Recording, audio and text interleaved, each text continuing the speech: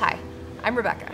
I'm a digital health writer for Bulletproof.com, and I'm here at the Bulletproof Cafe in Santa Monica because I'm getting ready to embark on a 2-week digital detox. No screens, no social media, only me. Now, I don't really believe that I'm digitally addicted to my phone, but I know that I spend a lot of time in front of my screens, just between work and watching Netflix and all these various things where I know that the more that I spend hanging out with myself, the better it'll be.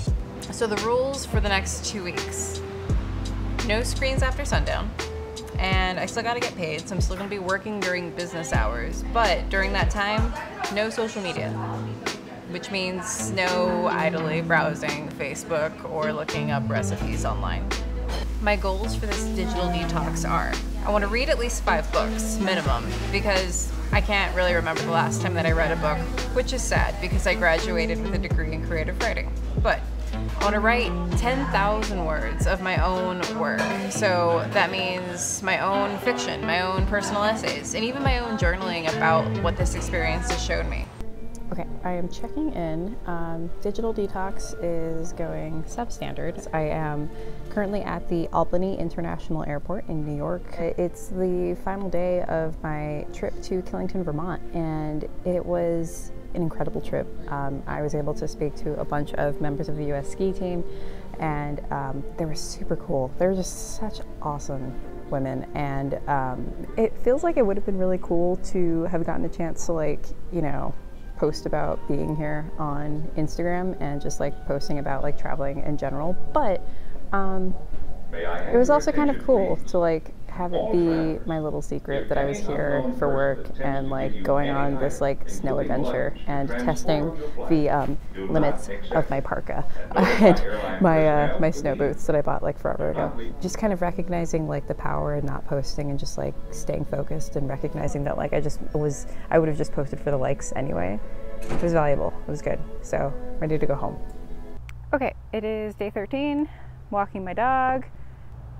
I realized today that when I am out and about with my puppy, or just, I don't know, grocery shopping, or I don't want to talk to people, I will listen to a podcast, or I'll have my headphones in. And when I put in my headphones just now to record this, I was like, oh my God, I don't ever just kind of sit back and enjoy the experience of being outside and listening to the world, which sounds so woo to say, but I don't know, it's been really nice not having my headphones in and just kind of listening to the world and listening to my dog sniffing around and potentially eating things that he shouldn't eat, and I don't know, look at this, it's beautiful outside.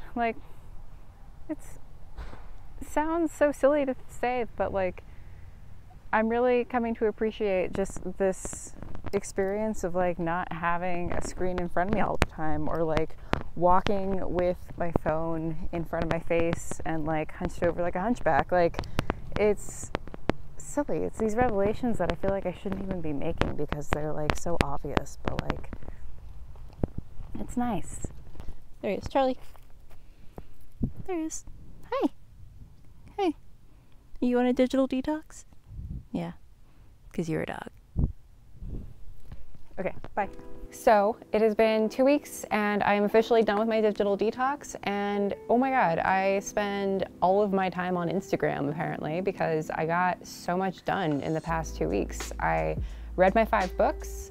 I didn't hit my writing goal, but I did write 5,000 words, which is 5,000 words more than what I have written in the past, I don't know, year. So I learned a lot during this break. I mean, I realized that between tasks at work, I spend a lot of time just messing around on social media or looking at my emails, and that's all time that is important to have, I think, because it's good to have breaks, but when it starts building up into 20 minutes or an hour of lost time, it's stuff that I can spend more meaningfully. And I ended up spending that time reading, and I spent that time focusing more on myself and focusing more on my time at like the gym and cooking and doing things that I actually cared about a little bit more than making sure that I like commented some random emoji on my friend's post on Instagram. And also it was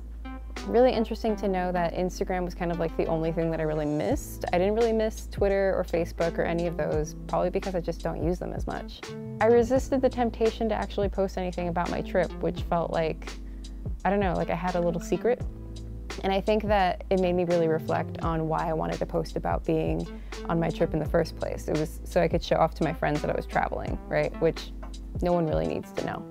And no one really needs to see. What matters is how I'm spending my time. And if I'm gonna choose to share it with someone, cool, but I didn't really need to. The days that I didn't look at my screen after dark, oh my God, I got to sleep so much easier. And I feel like I had even better rest than the times that I do spend, you know, like 20 minutes up on my phone when I'm in bed. So that's an important takeaway. And I think it's also important to know that it is okay to go on Instagram and it is okay to have those little vices throughout your day. It's totally fine. But I think just being more mindful of your time and me being more mindful of where my attention is going, that is one of the biggest lessons that I've gotten over the past 2 weeks. So I think that I am going to continue borrowing from this digital detox a little bit. So I still want to limit my screen time after dark. I still want to be a little more conscious of how much time I'm spending on my phone. And I still want to be a little more conscious of just where my attention is going. But I feel like this past 2-week experiment has just been, it's what I wanted it to be, which was a chance to just kind of take a break and kind of get my priorities back in order. And the takeaway from it is that I did end up reading 5 books. I do have time to do those things that I want to do. I just have to make sure that I'm actually doing them. So this isn't a breakup with Instagram, but it is a see you later. And it's a hello to where I'm at now, which is just a little more conscious of my time. And that's a really great place to be.